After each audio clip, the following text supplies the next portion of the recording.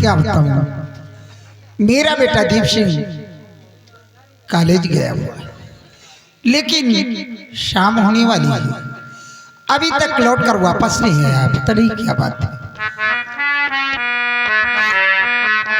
मुझे प्यार की जिंदगी देने वाले, मुझे प्यार की जिंदगी देने वाले, कभी गम न देना, कभी गम न देना, खुशी देने वाले, मुझे प्यार की जिंदगी देने वाले।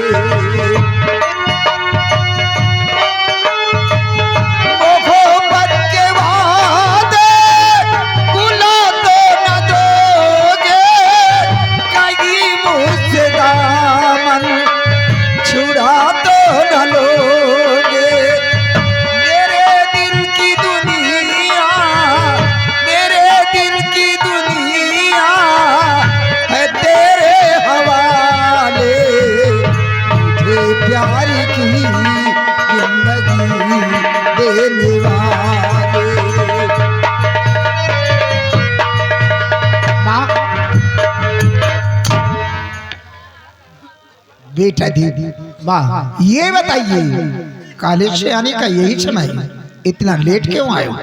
माँ आज मैं अपने दोस्त के घर चला गया था। लेकिन किससे पूछ कर गए हो?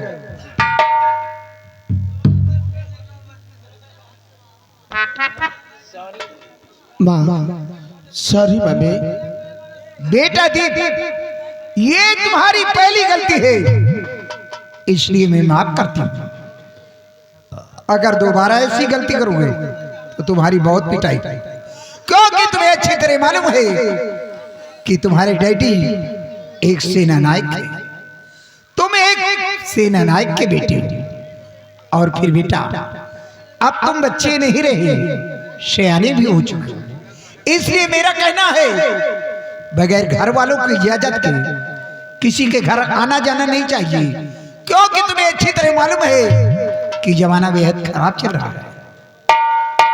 माँ दोबारा ऐसी गलती कभी नहीं होगी।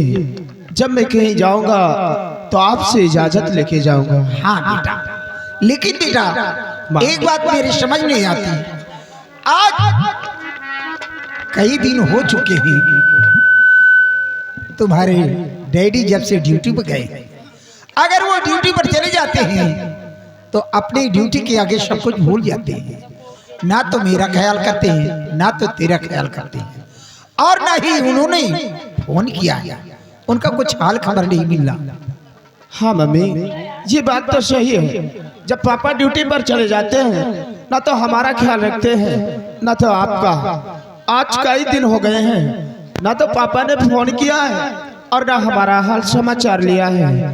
आज थोड़ी देर वेट करते हैं, अगर फोन आता है तो ठीक है, नहीं तो हम फिर पापा के पास फोन मिलाएंगे और पूछेंगे कौन ऐसी बात हो गई जो आपको फोन करने का समय नहीं मिला। जिसका इंतजार कर रहे थे।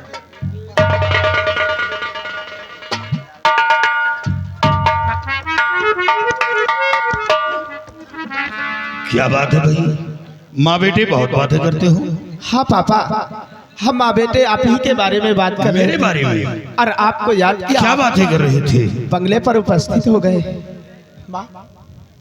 स्वामी जी, आज आपको इस तरह अचानक देखकर हम लोग हैरत में पड़ गए कि आपको हमारे लोगों की याद कैसे आ गई। प्रिय, आज एक खुशी का पैगाम लेकर आया हूँ। क्या खुशी का पैगाम? हाँ, स्वामी जी, जो सुनकर और ऐसी खुशी का पैगाम आप लेकर आए? जो सुनकर बेहद खुश हो जाओगी।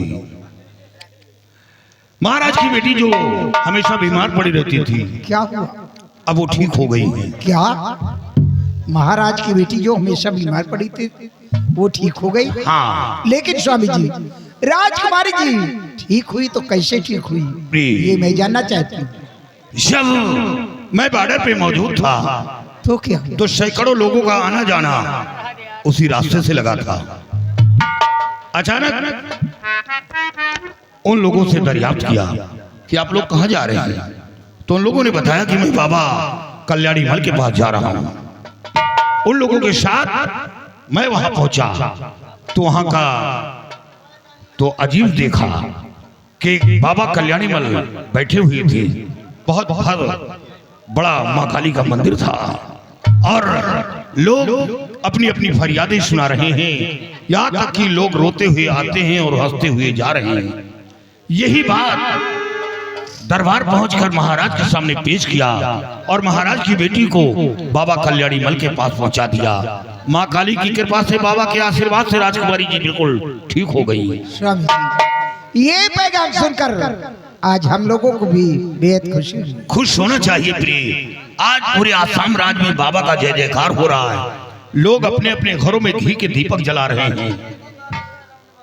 स्वामी जी, लेकिन इस खुशी में मैं भी कुछ कहना चाहती हूँ।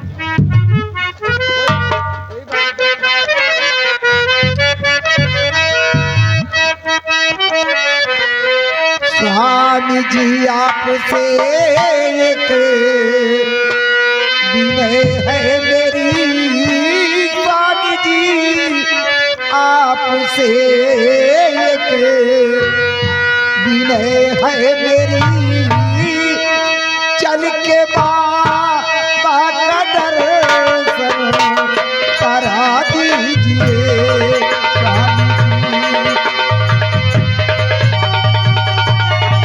स्वामी जी, आपसे एक विनय है मेरी। चल के बाबा का दर्शन करा दीजिए। लाल की रेखा दिखा करके क्या लिखा भाग्य में नजर कीजिए। लाल की रेखा दिखा करके क्या लिखा भाग्य में नजर कीजिए।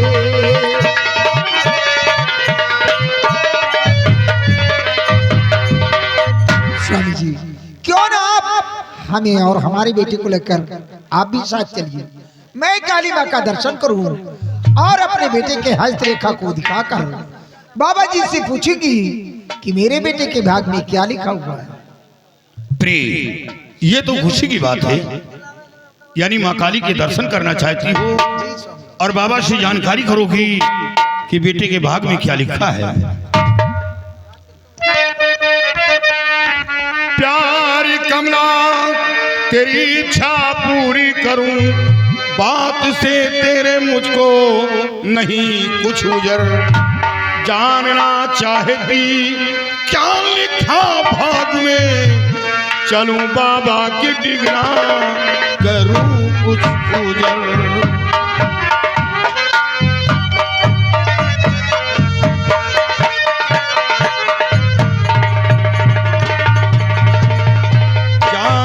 चाहती क्या लिखा भाग में, चलूं बाबा के डिगना करूं कुछ उजर।